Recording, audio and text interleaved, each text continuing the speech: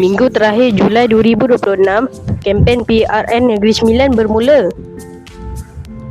Bendera parti banyak dipasang sekitar bandar dan kampung.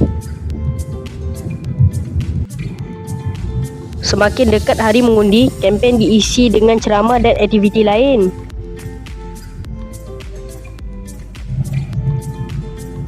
Bendera dipasang merancakkan suasana hari mengundi.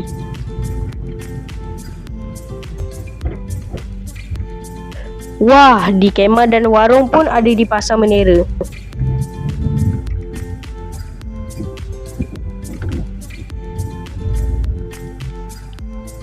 Di simpang, tepi jalan, bahkan di jalan kampung.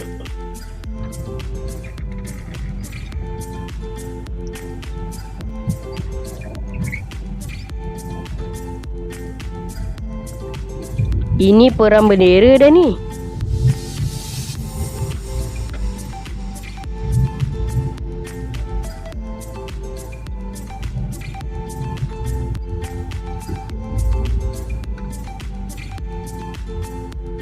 Jalan jadi sesak luar biasa kerana parti-parti berkempen.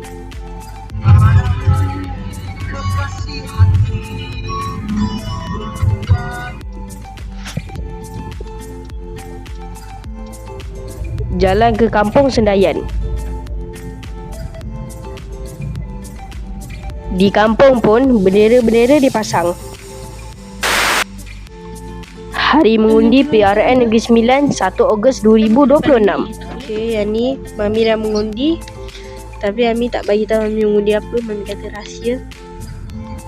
Jalan sesak lagi.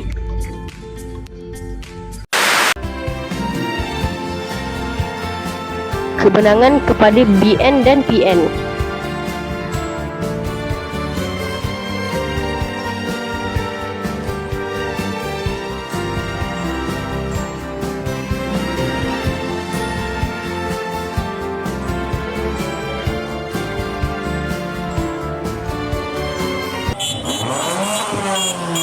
Malam tu, rakyat meraihkan kemenangan.